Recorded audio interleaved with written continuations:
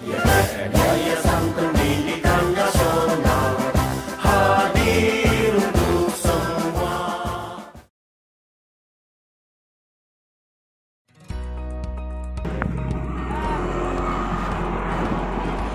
Assalamualaikum warahmatullahi wabarakatuh. Siamo tutti fratelli. Saya Rindu Feniza Valencia, Duta PNR SMK YPN Blinik. Visi saya adalah menjadikan PNR sebagai garda terdepan dalam menjaga kesehatan siswa-siswi di sekolah maupun di lingkungan masyarakat.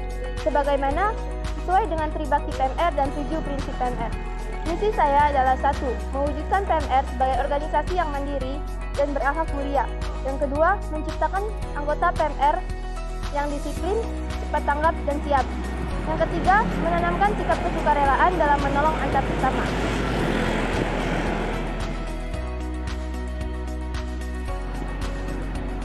Baiklah, pada kesempatan kali ini saya akan menjelaskan sedikit materi tentang donor darah. Nah, sebelum masuk ke materi donor darah, jika ada yang bertanya, apa sih isi darah manusia di tubuh manusia sendiri? Jadi darah di tubuh manusia itu berfungsi untuk mengangkut oksigen dari paru-paru ke sel tubuh. Nah, yang kedua, mengangkut karbon dioksida dari sel-sel tubuh ke paru-paru untuk selanjutnya dikeluarkan lagi. Dan yang ketiga, menggantikan sel-sel yang telah rusak. Jadi, donor darah itu ada 3 macam. Yang pertama, donor darah bayaran. Yang kedua, donor darah pengganti. Dan yang ketiga, donor darah sukarela. Nah, pada materi kali ini, saya akan membahas sedikit materi mengenai donor darah sukarela. Nah, jadi kalau ada yang bertanya, apa sih Kak donor darah sukarela itu? Jadi, donor darah sukarela adalah orang yang menyumbangkan darahnya secara sukarela tanpa pamrih untuk kepentingan masyarakat umum, tanpa membedakan agama, ras, suku bangsa, jenis kelamin, atau warna kulit. Nah, dan donor darah sukarela ini, para pendonornya tidak tahu untuk siapa darah mereka digunakan. Nah, untuk teman-teman yang mau ikut mendonorkan darah, ada beberapa syarat yang harus kita ikuti. Jadi, syarat yang pertama yaitu laki-laki atau perempuan yang sudah sehat jasmani maupun rohaninya menurut pemeriksaan dokter. Yang kedua, usia pendonor minimal 17 tahun dan maksimalnya 60 tahun. Yang ketiga, itu memiliki berat badan minimal 45 kg yang dapat menyumbangkan darah sebanyak 350 ml. Dan pendonor dengan berat 50 kg lebih itu dapat menyumbangkan darah sebanyak 450 ml. Yang keempat, tekanan darah sistolik antara 100 sampai 150 mmHg dan tekanan darah diastolik antara 60 sampai 100 mmHg, dan itu tergantung kondisi pendonor. Kadar hemoglobin lebih dari 12,5 gram per desiliter, dan interval menyumbangkan darah minimal 8 minggu dengan penyumbangan minimal 5 kali dalam 1 tahun.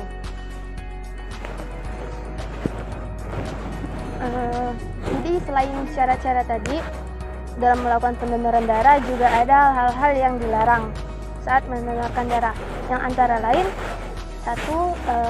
Pendonor sedang terkena demam, flu, pilek atau penyakit lainnya. Yang kedua, tekanan darah di antara 180 ke atas per 100 mmHg. Yang ketiga, berat badan di bawah 45 kg.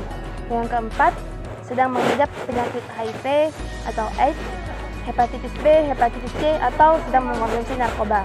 Yang kelima, sedang menstruasi bagi perempuan dan sedang mengalami kehamilan atau menyusui. Jadi kalau ada yang bertanya, apa sih Kak tujuan donor darah itu sendiri? Jadi tujuan donor darah itu yang pertama, memelihara keadaan biologi darah atau komponen-komponennya agar tetap bermanfaat. Yang kedua, mengganti kekurangan komponen seluler atau kimia darah. Yang ketiga, meningkatkan oksigenasi jaringan. Dan yang keempat, memperbaiki fungsi homeostatis. Nah, untuk manfaat donor darah itu yang pertama, meningkatkan produksi sel darah merah. Karena sel-sel tulang belakang akan segera memproduksi sel darah merah yang baru untuk menggantikan sel yang telah hilang. Yang kedua, itu menjaga kesehatan jantung. Karena pada saat kita melakukan donor darah, itu akan memperlancar aliran darah sehingga tidak menyumbat arteri. Yang ketiga, itu menurunkan berat badan. Karena pada saat kita mendonorkan darah sebanyak 450 ml akan membakar sebanyak 650 kalori, sehingga bermanfaat untuk menjaga berat badan ideal dan mengurangi resiko obesitas. Yang keempat, itu menurunkan resiko kanker. Karena pada saat kita melaksanakan donor darah itu, zat besi akan berkurang, sehingga zat besi yang berkurang pada saat melakukan donor darah akan mencegah terjadinya kanker.